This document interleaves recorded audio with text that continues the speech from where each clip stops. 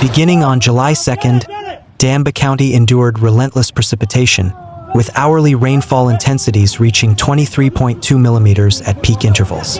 As saturated mountain slopes gave way to instability, the lush terrain transformed into a corridor of cascading mud, rock, and water. Hydrological warnings had been issued by local meteorological stations, urging residents in vulnerable zones to remain alert. Yet the magnitude of the event that unfolded in Shenzugu defied anticipation.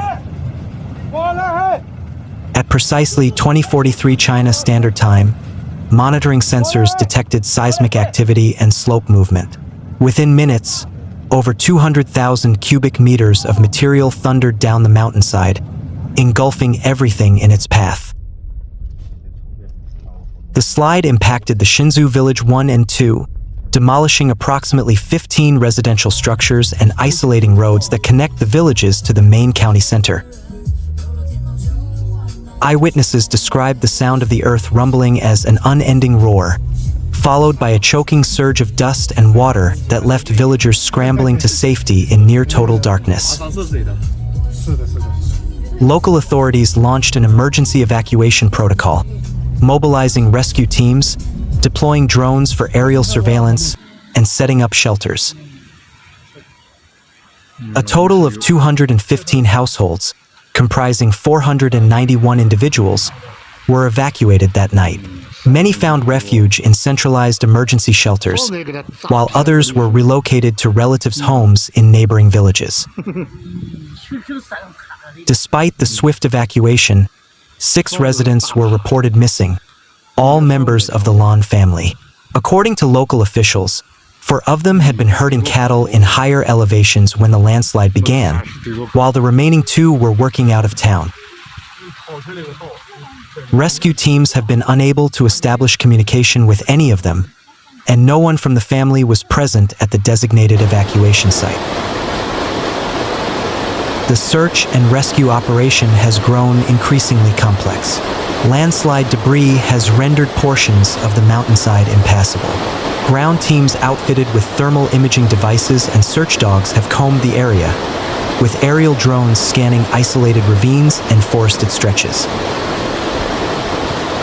The terrain is exceptionally difficult, said Li Jiwen, a spokesperson for the Sichuan Provincial Emergency Management Office.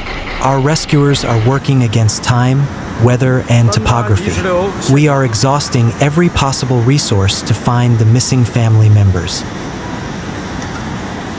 As of the morning of July 5th, no additional signs have been detected, and the Lan family remains unaccounted for. Psychological support services have been offered to surviving relatives and those displaced. The landslide in Shenzugu was not an isolated event. Heavy rainfall triggered geological instability across 12 townships in Danba County, prompting widespread alerts. By midday on July 5th, authorities reported the evacuation of 645 households affecting 1,719 individuals. Roads in multiple regions experienced subsidence and washouts, complicating efforts to distribute supplies and medical aid. Multiple rivers and tributaries in the region approached flood stage, raising concerns of secondary disasters, such as riverbank collapses and flash floods. Disaster relief teams were deployed from Kongding, the nearest urban center, to reinforce the county's efforts. For the people of Danba, the disaster has left not only a trail of destruction, but also lingering uncertainty. Zhang Mei, a 53-year-old resident of Shenzu Village 2, described her escape. I heard the mountain groaning, then the lights flickered. I grabbed my grandson and ran. The road behind us vanished within seconds. Families mourn the loss of homes, heritage, and in some cases, their livelihood.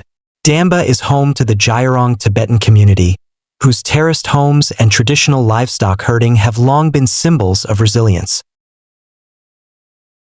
As the county grapples with both recovery and preservation, the disaster has reignited conversations about climate adaptation and infrastructure modernization. The Sichuan provincial government has declared a Level 2 emergency, unlocking special funds and coordinating cross-regional relief deployments. Engineers are assessing the stability of nearby slopes, with geological teams conducting drone-based terrain mapping to identify areas at continued risk. Preliminary studies suggest that the combination of deforestation and climate-induced rainfall extremes may have contributed to the severity of the landslide. Provincial leaders have announced intentions to revise zoning and building regulations, particularly in mountain communities. As Danba County begins its long journey toward recovery, one thing is clear: nature's power is humbling, and communities must continually evolve to withstand its fury. On July 4, 2025, the city of Taiyuan, capital of Shanxi Province, was engulfed by a relentless downpour that transformed bustling streets into rivers, overwhelmed infrastructure, and forced thousands of residents to seek shelter. The rainfall, part of the broader Plum Rain monsoon system, arrived with ferocity, testing the limits of the city's preparedness and resilience. The China Meteorological Administration, CMA, reported that Taiyuan received over 120 millimeters of rainfall in less than 24 hours, exceeding the city's monthly average in a single day. The rain was driven by a stationary low-pressure system interacting with warm, moisture-laden air from the south, creating a conveyor belt of precipitation that stalled over Shanxi Province. Hourly rainfall peaked at 28 millimeters, with radar indicating intense cloudbursts concentrated over Engza, Xiaodian, and Jinyuan districts. The Langshui River, which flows through the region, rose rapidly, prompting flood alerts for communities along its banks. Taiyuan's urban core, home to over 4 million residents, was hit hardest. Streets in Engza district, the city's administrative and commercial hub, were submerged under knee-deep water, halting traffic and stranding hundreds of vehicles. Underground parking garages flooded within hours, and electrical substations short-circuited, causing power outages in several neighborhoods. The Taiyuan South Railway Station, a major transit hub, suspended operations temporarily due to waterlogged tracks. Flights at Taiyuan Wusu International Airport were delayed or canceled, leaving passengers stranded and scrambling for alternate routes. In Xiaodian district, residential compounds saw water surge through courtyards and stairwells. Zhao Lihua, a 62-year-old resident, described the chaos. "We tried to block the doors with sandbags, but the water came from the drains. It was like the city was drowning from the inside."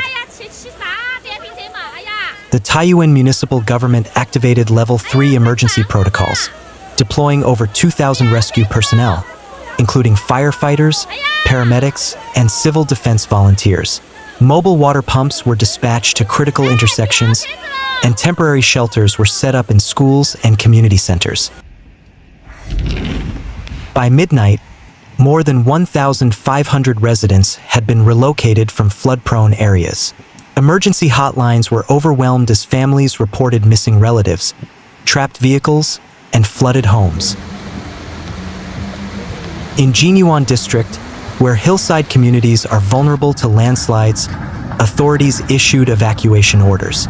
Geological monitoring teams detected slope instability in 3 locations, prompting the relocation of over 300 residents. Taiyuan's drainage infrastructure, much of it built in the 1980s, buckled under the pressure. Engineers from the Shanxi Provincial Water Resources Department identified multiple blockages in stormwater channels and collapsed culverts in older neighborhoods. The city's Sponge City initiative, aimed at improving urban water absorption through permeable pavements and green spaces, had only been partially implemented. Critics argue that delays in funding and construction left Taiyuan vulnerable to precisely this kind of event. Environmental experts warned that the saturated soil in surrounding hills could trigger secondary disasters, including landslides and riverbank collapses. The Lengshui River approached flood stage, and emergency teams were dispatched to reinforce embankments with sandbags and concrete barriers. Taiyuan's ordeal is part of a broader meteorological crisis sweeping across northern and western China. On the same day, deadly floods and landslides were reported in Gansu, Hunan, and Liaoning provinces, with at least 7 fatalities nationwide. Climate scientists have linked the intensity of this year's plum rains to global warming, which is amplifying the frequency and severity of extreme weather events.